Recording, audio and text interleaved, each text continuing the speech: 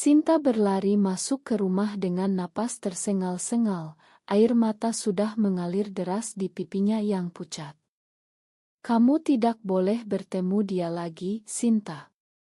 Aku sudah pasang kamera di seluruh rumah ini, bentak Pak Budi, ayah tirinya, sambil menunjuk layar monitor di ruang tamu yang menampilkan rekaman dirinya dan Maya berpelukan diam-diam di teras belakang kemarin malam. Rumah mewah di kawasan Pondok Indah, Jakarta, yang biasanya terasa dingin kini terasa seperti penjara. Sinta berdiri membeku, tangannya gemetar memegang tas kerjanya. Pak, ini rumahku juga, kenapa Bapak lakukan ini? Suaranya hampir hilang. Pak Budi hanya tersenyum sinis, matanya yang tajam menyipit di balik kacamata. Karena aku tahu apa yang kamu lakukan dengan gadis itu. Keluarga ini sudah cukup malu karena ulahmu dulu. Kata-kata itu seperti pisau yang menusuk tepat ke dada Sinta. Dalam sekejap, ingatan 7 tahun lalu membanjiri pikirannya. Saat itu dia masih SMA di sekolah negeri dekat Tanah Abang. Lila, gadis manis berambut pendek yang selalu memakai seragam putih abu-abu sedikit lebih longgar, pernah memegang tangannya di belakang perpustakaan. Kita bisa, Sinta. Cinta kita bukan dosa, bisik Lila waktu itu. Tapi malam itu ibu dan ayah kandungnya duduk di ruang tamu dengan wajah tegang. Kamu harus putus dengan dia, nak. Ini bukan jalan yang benar. Tetangga sudah mulai bicara, kata ayahnya dengan suara berat. Sinta ingat bagaimana dia menangis semalaman, tapi paginya dia mengirim pesan terakhir kepada Lila, "Ma, kita tidak bisa lagi." Lila tidak pernah balas. Hanya satu kalimat pendek yang terkirim 2 hari kemudian, "Kamu sudah membunuhku, Sinta." Sejak hari itu, Sinta belajar menyembunyikan segalanya. Kuliah, kerja di perusahaan advertising, dan sekarang Maya muncul lagi seperti angin segar. Tapi angin itu sekarang terperangkap dalam jaring kamera ayah tirinya. Pak Budi melanjutkan dengan suara rendah yang lebih menakutkan. Besok kamu pulang langsung setelah kerja. Kalau aku lihat kamu keluar lagi, aku akan panggil ibumu dan ceritakan semuanya. Sinta tidak menjawab. Dia berjalan ke kamarnya seperti robot, pintu dikunci pelan. Di dalam, dia duduk di tepi tempat tidur, ponsel di tangan bergetar. Chat dari Maya masuk, "Sayang, besok kita ketemu di cafe biasa ya." Sinta menatap layar lama sekali. Air matanya jatuh lagi. Dia tahu kali ini dia tidak bisa lari seperti dulu. Malam itu, Sinta tidak bisa tidur. Setiap sudut kamar terasa diawasi. Dia ingat bagaimana Pak Budi datang ke rumah ini 3 tahun lalu setelah ayah kandungnya meninggal karena serangan jantung. Ibu menikah lagi dengan cepat, katanya untuk stabilitas keluarga. Tapi stabilitas itu kini terasa seperti rantai. Sinta bangun tengah malam, berjalan ke dapur untuk minum air. Di sana, dia melihat bayangan dirinya di cermin. Wajah cantik yang selalu dipuji teman-teman kantor kini terlihat lelah. "Kenapa aku selalu takut?" bisiknya pada diri sendiri. Pagi harinya, Sinta berangkat kerja dengan hati gelisah. Di lift kantor, dia bertemu Maya yang sudah menunggu dengan senyum cerah. "Kamu baik-baik saja?" tanya Maya pelan sambil menyentuh lengan Sinta sekilas. Sentuhan itu hangat, tapi Sinta langsung menarik tangan. "Ada kamera di rumah, Maya." Dia tahu semuanya. Wajah Maya memucat. Mereka berdua diam sepanjang perjalanan ke ruang meeting. Sepanjang hari, Sinta merasa seperti sedang bermain petak umpet dengan nasibnya sendiri. Pulang kerja, dia memilih jalan memutar lewat tol dalam kota, berharap bisa menunda konfrontasi. Tapi begitu sampai rumah, Pak Budi sudah berdiri di teras dengan tangan bersedekap. Kamu telat 10 menit. Kamera tidak bohong, Sinta. Sinta merasa dunia berputar. Dia berlari ke kamar, membanting pintu. Di dalam hatinya, suara Lila dari masa lalu kembali, kamu selalu memilih mereka, bukan aku. Malam itu, untuk pertama kalinya setelah bertahun-tahun, Sinta menangis terseduh tanpa suara. Dia tidak tahu bahwa panggilan darurat yang akan mengubah segalanya baru saja tinggal beberapa jam lagi. Keesokan paginya, suasana rumah semakin tegang. Ibu Sinta, Bu Rina, baru pulang dari pasar pagi dan langsung disambut tatapan dingin suaminya. Kamu harus bicara dengan anakmu itu, kata Pak Budi sambil menuang kopi. Dia masih berhubungan dengan gadis itu. Bu Rina menatap Sinta yang baru turun dari tangga dengan mata lelah. Sinta, apa benar? Suaranya pelan tapi penuh kecoaan yang sudah familiar. Sinta tidak menjawab. Dia hanya mengambil roti di meja dan berjalan keluar. Di belakangnya, Bu Rina menghela napas panjang. Dulu kamu sudah pernah begini dengan Lila. Kenapa sekarang lagi? Kata Glilad membuat Sinta berhenti di pintu. Lasbak datang lagi, lebih jelas kali ini. Malam hujan di tahun terakhir SMA, Lila berdiri di depan gerbang sekolah dengan payung merah muda. Kalau kamu pergi sekarang, jangan pernah kembali, kata Lila sambil menahan tangis. Sinta ingat bagaimana dia berlari meninggalkan Lila di bawah hujan, tas sekolah basah kuyup, hati lebih basah lagi. Sekarang, 7 tahun kemudian, Lila sudah menjadi pengacara sukses di kantor hukum besar di Sudirman. Sinta pernah melihat namanya di berita online, tapi tidak pernah berani menghubungi. Di kantor, Maya menunggu di pantry dengan 2 gelas kopi. Kita harus bicara serius, katanya pelan. Aku tidak mau disembunyikan lagi, Sinta. Kalau ayah tirimu terus begini, kita bisa lapor polisi. Sinta menggeleng. Kamu tidak tahu dia seperti apa. Dia punya teman-teman di kepolisian. Lagi pula, ibuku akan hancur kalau aku buat masalah. Maya memegang tangan Sinta di bawah meja. Tapi kamu sudah hancur sekarang. Kata-kata itu seperti tamparan lembut. Sinta menarik tangan lagi, takut ada kamera tersembunyi bahkan di kantor. Pulang sore itu, Sinta memutuskan untuk tidak langsung pulang. Dia mampir ke kai kecil di Kemang tempat mereka biasa bertemu. Maya sudah ada di sana, wajahnya tegang. Mereka berbicara pelan, tangan saling bertaut di bawah meja. Aku cinta kamu, Sinta. Tapi aku capek lari-lari seperti ini, kata Maya. Sinta mengangguk, air mata hampir jatuh. Tiba-tiba ponselnya bergetar. Pesan dari Pak Budi, kamera di kai sebelah rumah temanku menangkap kamu. Pulang sekarang. Sinta bangkit dengan cepat. Aku harus pergi. Maya menahan lengannya. Jangan selalu lari. Malam harinya, konfrontasi besar terjadi di ruang makan. Pak Budi meletakkan tablet di meja, memutar rekaman Sinta dan Maya di kai. Lihat ini, Rina. Anakmu masih sama seperti dulu. Bu Rina menutup mulutnya. Sinta berdiri, suaranya bergetar untuk pertama kalinya. Bapak tidak berhak mengawasi saya seperti penjahat. Pak Budi tertawa kecil. Aku berhak. Uang yang membiayai rumah ini dariku.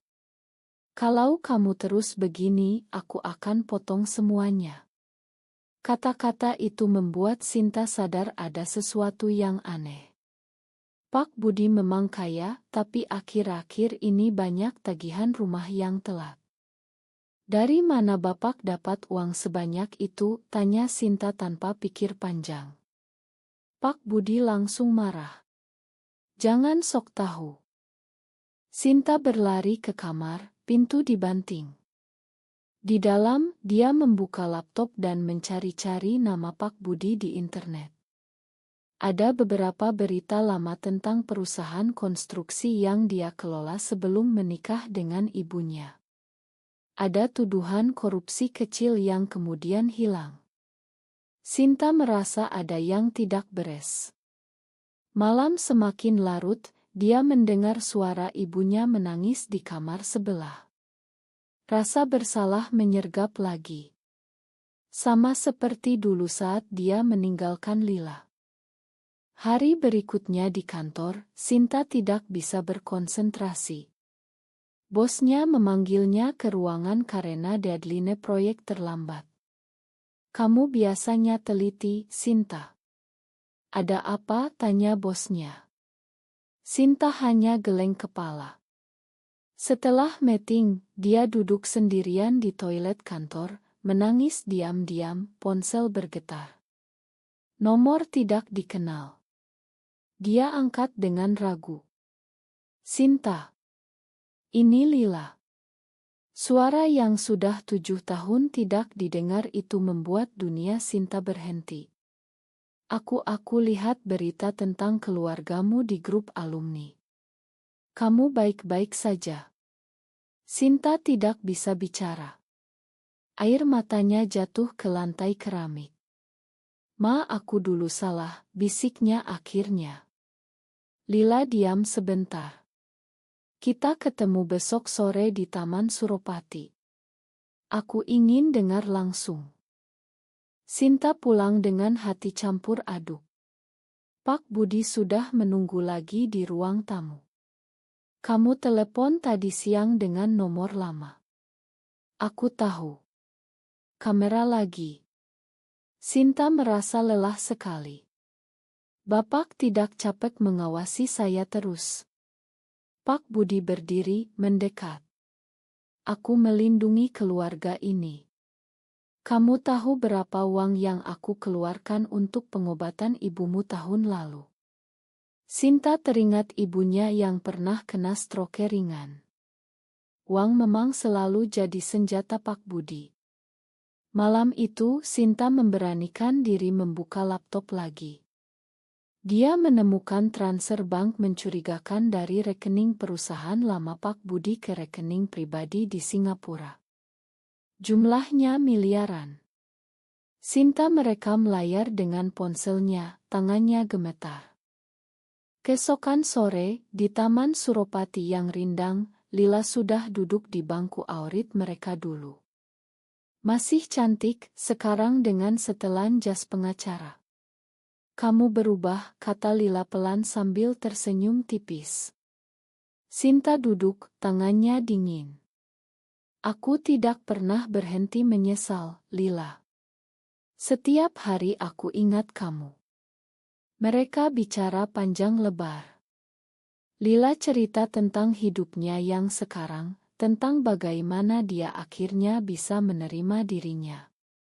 Kamu masih bisa memilih, Sinta. Jangan ulangi kesalahan yang sama. Saat matahari mulai terbenam, Sinta memeluk Lila sebentar. Bukan pelukan kekasih, tapi pelukan Ma. Terima kasih sudah datang. Pulang malam, Pak Budi sudah marah besar. Kamu bertemu dia lagi. Kamera di jalan masuk taman menangkap mobilmu. Sinta tidak takut lagi. Bapak yang sebenarnya punya rahasia besar. Kata-kata itu keluar begitu saja. Pak Budi memucat sejenak, lalu tertawa keras. Kamu tidak punya bukti apa-apa. Malam itu, Sinta tidak bisa tidur. Dia memikirkan Maya, Lila, ibunya, dan rahasia yang dia pegang sekarang. Pagi harinya, ketegangan mencapai puncak. Bu Rina memanggil Sinta ke kamarnya. "Nak, ayah tirimu bilang kamu masih berhubungan dengan perempuan. Apa benar?" Sinta mengangguk pelan. Bu Rina menangis. "Dulu aku paksa kamu putus dengan Lila karena takut malu. Sekarang aku lihat kamu menderita. Tapi aku takut kehilangan semuanya lagi." Sinta memeluk ibunya. "Bu, aku tidak mau lari lagi." Di luar kamar, Pak Budi mendengar semuanya melalui kamera di koridor. Wajahnya mengeras. Siang itu di kantor, Maya datang ke meja Sinta. "Aku tidak tahan lagi. Kita putus kalau kamu terus begini." Sinta memegang tangan Maya di depan semua rekan kerja. "Jangan. Aku akan lawan." Teman-teman kantor mulai berbisik. Berita cepat menyebar. Sore harinya, saat Sinta pulang, Pak Budi sudah berdiri di depan pintu dengan tas kecil. "Kamu keluar dari rumah ini sekarang juga." Sinta tidak bergerak. Tidak sebelum Bapak jelaskan transfer ke Singapura itu. Pak Budi mengangkat tangan seolah mau memukul, tapi berhenti. "Kamu berani mengancamku?" Sinta lari ke kamar, mengunci pintu. Dia menelepon Lila. "Aku butuh bantuan hukum." Lila janji akan datang besok. Malam semakin gelap. Sinta mendengar suara ribut di ruang tamu. Pak Budi berteriak pada Bu Rina. "Semua ini karena anakmu." Bu Rina menangis keras. Sinta tidak tahan lagi. Dia mengambil ponsel, jarinya menekan 811 tanpa sadar. "Halo, ada kekerasan di rumah saya," suaranya bergetar. Operator bertanya alamat. Pak Budi mendobrak pintu kamar tepat saat Sinta menyebut nama lengkapnya dan alamat. Polisi datang dalam waktu 15 menit. Dua petugas masuk dengan cepat. Pak Budi langsung berubah sikap, tersenyum ramah. "Ini hanya masalah keluarga, Pak." Tapi Sinta sudah menyerahkan ponselnya yang berisi rekaman transfer mencurigakan. "Ini bukti Bapak memindahkan uang perusahaan." Polisi melihat sekilas lalu meminta Pak Budi ikut ke kantor polisi untuk klarifikasi. Bu Rina terduduk di sofa, wajahnya pucat. "Apa yang terjadi sebenarnya?" tanya ibunya pelan. Sinta memeluk ibunya. "Ma, Bu. Semua ini harus keluar." Berita cepat menyebar di lingkungan Pondok Indah. Tetangga mulai berkumpul di depan rumah. "Keluarga itu ada masalah besar," bisik mereka. Nama Sinta juga ikut terseret karena rekaman kamera yang disita polisi menunjukkan pelukannya dengan Maya. Pagi berikutnya, Lila datang ke rumah dengan dokumen hukum. "Kita bisa ajukan perlindungan untuk kamu dan ibumu," katanya profesional. Sinta melihat Lila dengan mata baru. Bukan cinta lama, tapi rasa hormat yang dalam. Maya juga datang, memeluk Sinta di depan semua orang. "Aku bangga sama kamu." Di kantor polisi, Pak Budi ditahan sementara. Penyidik menemukan bukti lebih banyak, rekening rahasia, dokumen palsu, dan kerjasama dengan kontraktor nakal. Jumlah uang yang hilang mencapai puluhan miliar. Bu Rina terkejut berat, tapi pelan-pelan mulai mengerti. "Aku dulu buta karena takut sendirian," katanya pada Sinta malam itu. Sinta mengangguk. "Sekarang kita mulai lagi, Bu. Tanpa rahasia." Tapi rasa bersalah Sinta belum hilang. Dia ingat semua air mata Lila dulu, semua malam Maya menunggu. Di Taman Suropati lagi, Sinta bertemu Lila untuk terakhir kali.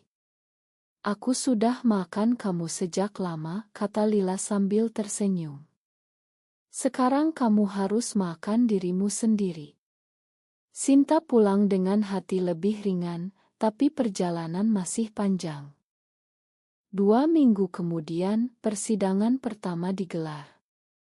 Pak Budi duduk di kursi terdakwa dengan wajah muram. Sinta menjadi saksi. Suaranya tegas saat menceritakan semua pengawasan, larangan, dan rahasia keuangan yang dia temukan. Maya duduk di bangku penonton, memberikan kekuatan lewat pandangan mata. Bu Rina juga hadir, tangannya memegang tangan Sinta sebelum naik ke kursi saksi. Aku mendukungmu, nak, bisik ibunya. Setelah sidang, media ramai memberitakan kasus korupsi Pak Budi. Nama Sinta ikut muncul sebagai putri yang berani ungkap kebenaran. Tetangga yang dulu bergosip kini memberikan simpati. Sinta dan Maya pindah ke apartemen kecil di Kuningan, hidup lebih bebas. Suatu malam, Sinta duduk di balkon, memandang lampu kota Jakarta. Maya memeluknya dari belakang. Kamu sudah bangun sekarang, kata Maya pelan. Sinta mengangguk. Ya. Dan aku tidak akan tidur lagi. Lila mengirim pesan terakhir, kamu hebat. Jaga dirimu. Sinta tersenyum. Rasa bersalah yang dulu seperti batu besar kini menjadi pelajaran. Ibu Sinta mulai terapi dan perlahan menerima pilihan anaknya. Keluarga kecil mereka mulai sembuh, meski bekas luka masih ada. Sinta berdiri di balkon, angin malam menyapu rambutnya. Dia ingat semua konfrontasi, semua air mata, semua pilihan yang pernah salah. Tapi sekarang dia tahu, mencintai diri sendiri bukanlah dosa. Apakah keputusan Sinta untuk mengungkap semua rahasia dan memperjuangkan cintanya adalah benar, atau justru salah karena telah menghancurkan keluarganya? Benar atau salah?